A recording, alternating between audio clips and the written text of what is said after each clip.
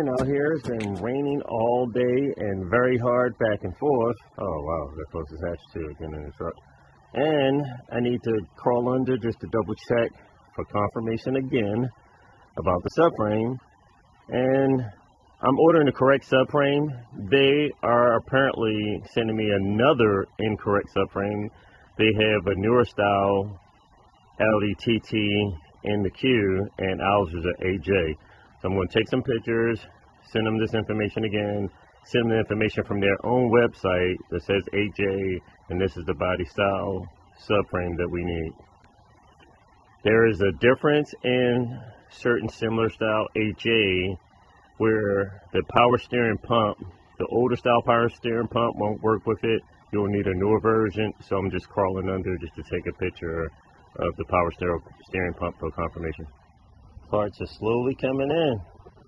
This is a DQ500 transmission, and it's not for this. That's a backup training for Teddy, because we're going to definitely need it. And at least this came with some goodies on here too. Came with more accessories than his other one from Australia. So it would have been nice also if this came with the transfer case, but those guys are smart. They know to take the transfer case off and sell it separately. But this is clean. It's a little bit cleaner than the other trans we got. Not bad at all. The other one that got a little beat up during shipping, it came from Australia. I'm not sure where this one came from. Oh my goodness, dude. Definitely from out of the country. I'll have to check the invoice. But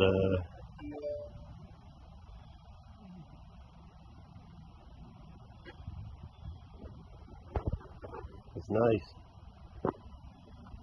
So now I have to slide this heavy monster, and I mean heavy, onto the cart and back it down the hill, the steep hill. The guy from Main Freight would not even take a chance to even do it. Of course, the truck is a little tight. This cart will fit past it. And yeah, his pallet was a little wide, his pallet jack. He didn't even take a chance. So I will have to pull the truck up and over and back it down the hill. But I will definitely strap this to the cart first and then slowly back it down so this thing don't get away from us. Nice. Just lift this heavy beast onto the cart. Move the vehicles up. And I'm going to back it down the hill safely.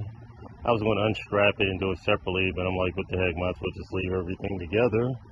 It'd be a lot quicker just to lift the whole pallet and everything up onto the cart and just roll it down the hill instead of doing double work, and then I can always separate it later.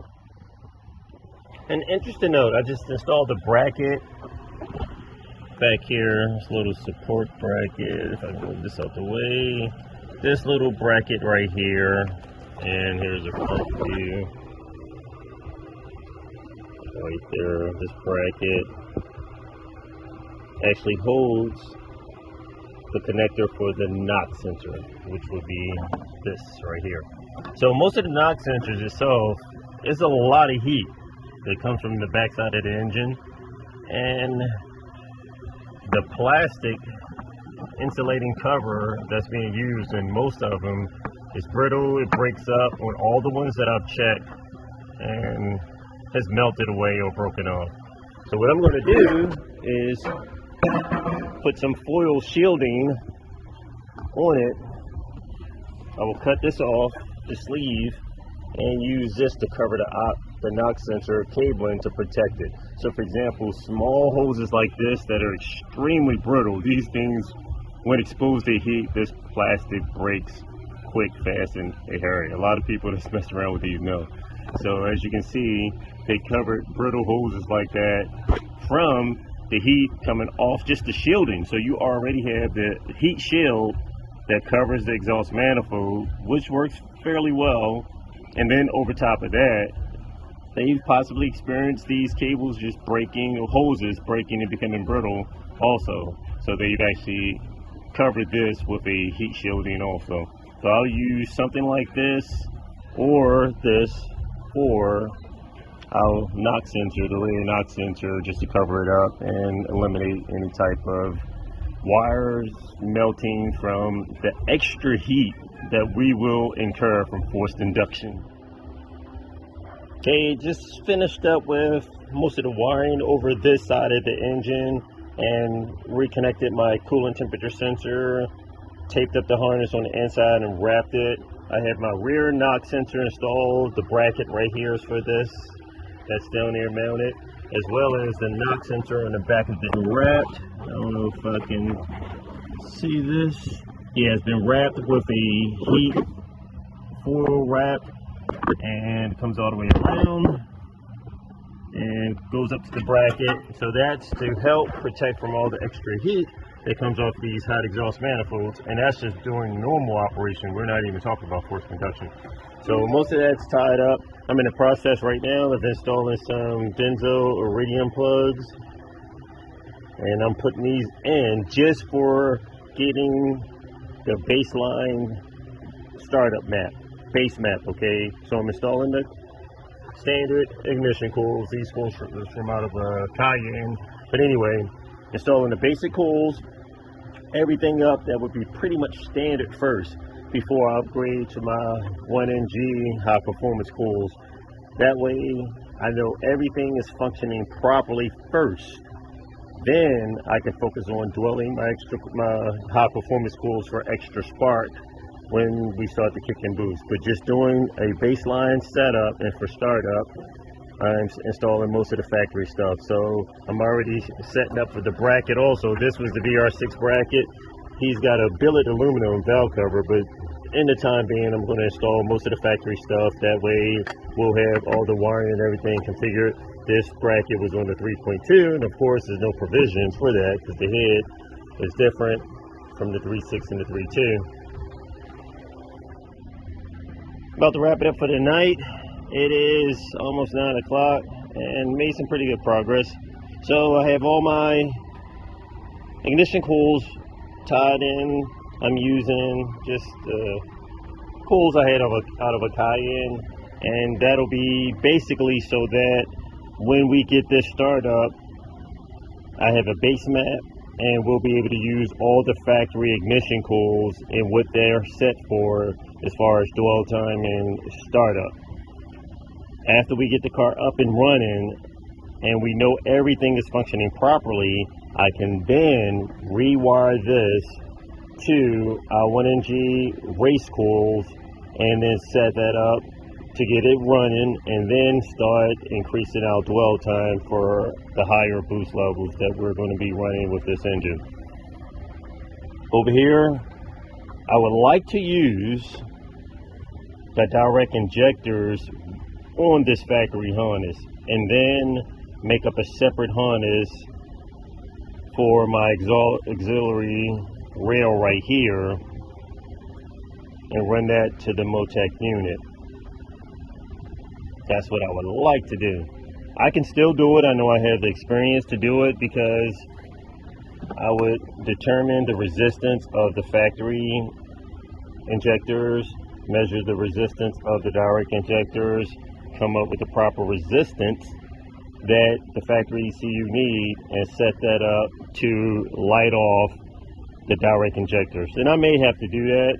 If the resistance is extremely close or almost the same, then I'm going to just modify this harness, connect it to the lower 3 and the upper 3, and then I'll make a separate harness as I would like to for the Motec that'll run the big injectors in this line right here.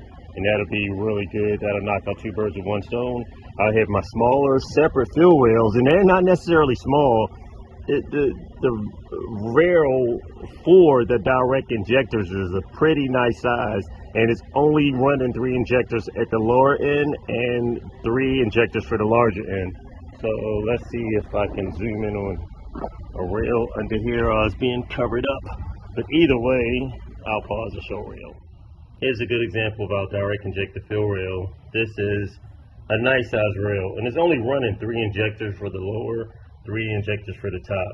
So this will still supply a pretty nice amount of fuel for the factory setup and beyond. I think the size of this, with only supplying 3 injectors, if we had some nice flowing injectors, I would not be surprised if this rail can float easily, as long as you have the proper fuel pressure, easily 500, 700 horses. I would like to see it get close to 1,000 with the direct injectors. Another story, but anyway. Back to the car.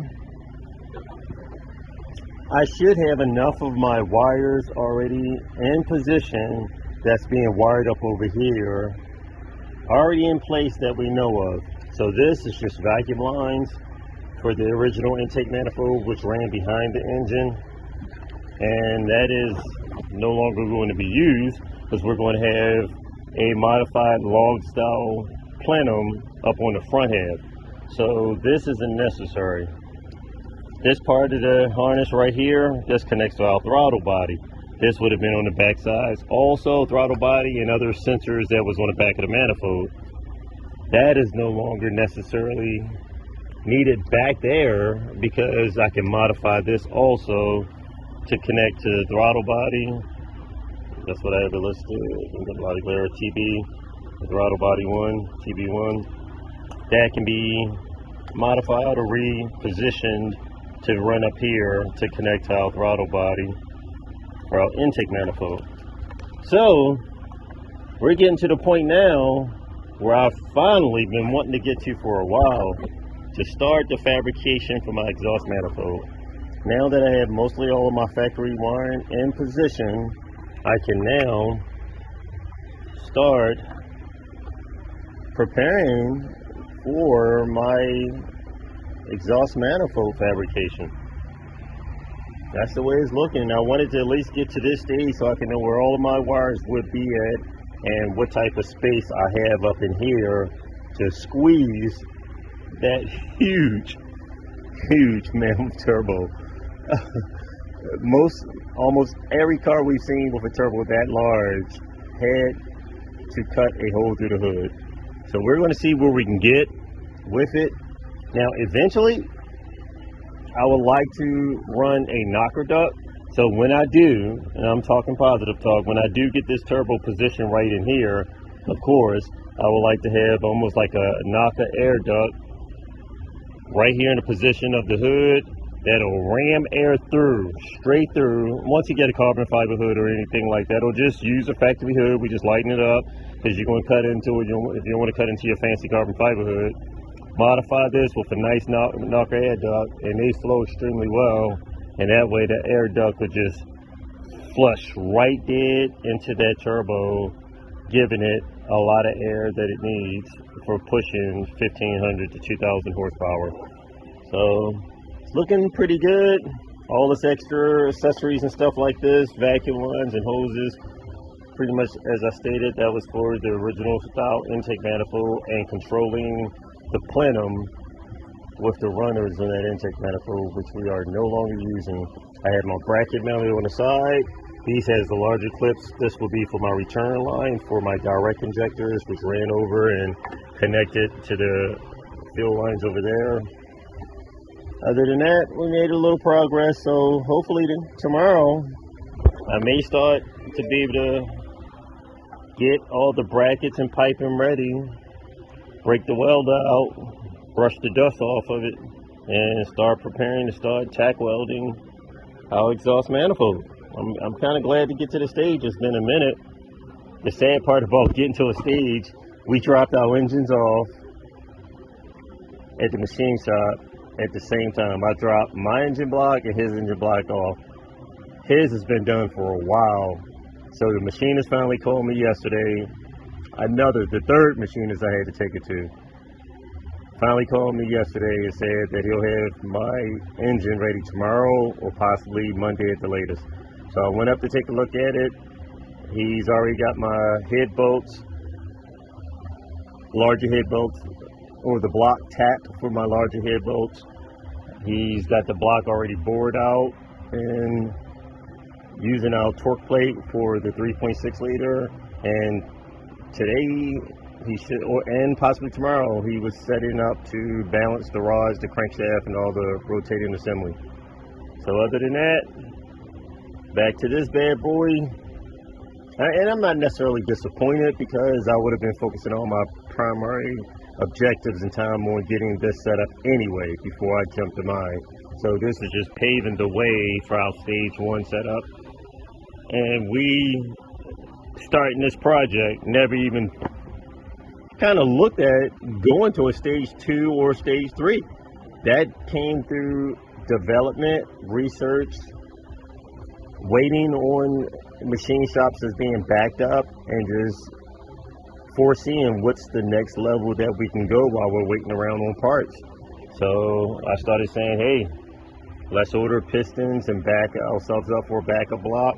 And then Teddy suggested larger wrist pins, and that opened up the door to say, hey, all right, if we're going to run larger wrist pins, then we're going with aluminum rods. And if we're going with aluminum rods, all of that ended up being sorted out for our stage 3. So this engine, after we run it, beat it up, see what type of power we can maximize out of it, our backup block will be a lot better. It'll be our stage 3 setup, and OMG, no telling what that is going to do, because that stage 3 has all the engineering and setup to push and possibly be the first. I'm gonna just claim it. It's going to be nice. So to be continued and seen.